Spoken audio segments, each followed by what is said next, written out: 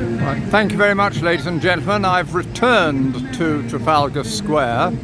So you can see the square in front of me. You can see Nelson on top of his column, and you can see all the way down Whitehall towards Westminster. You can't see Big Ben from here. It's hidden by the buildings. Now, what I wanted to do was a video on the building which is behind me. And this building is known as the National Gallery. Let's see if I can get a better picture of that. Just one moment, please. That's a lot better. Right, so it's all this way. The National Gallery was created in 1824 with 38 paintings that had been bequeathed to the nation by a man called John Julius Angerstein, who was the chairman of Lloyd's insurance market at the time. And what happened was that he had a house in a place called Pall Mall, which is just a little distance from here, not very far. And after his death, they opened up the house and allowed the public to go in and have a look at the paintings.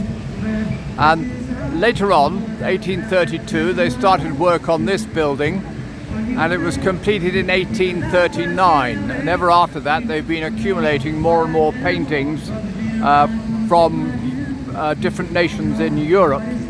So there's a wide selection here. We call it the National Gallery. It really ought to be known as the International Gallery.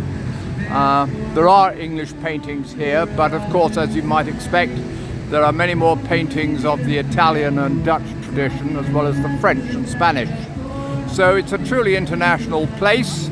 It's on a standing with other great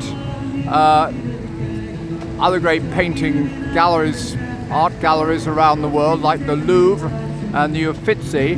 But the benefit of this is that it's free. You can go in without having to pay, which is really rather nice. That was the whole idea of opening it up in the first place. But at the present moment, they're undergoing reorganisation, so that's rather spoilt the video that I'd prepared. But you can see for yourself here what the National Gallery looks like. It's in sunshine. Over here on the right hand side we have the Church of St. Martin in the Fields. That church, that particular church, dates from 1726, built on the site of a much earlier church which they say dates from 1288, but in fact there's good reason to think that there were churches there long before that.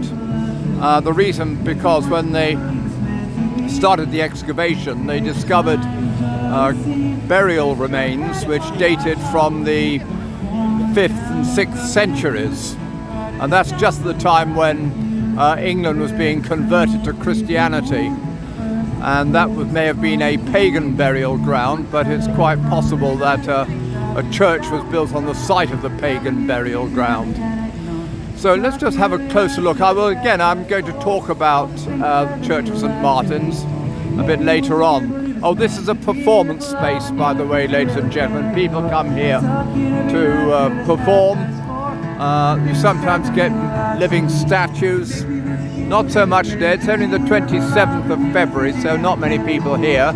But there will be, and I'll come back here, I think, in May or June to talk a bit more about the gallery. So that is St. Martin's in the Fields. Once upon a time there were fields right round about this place.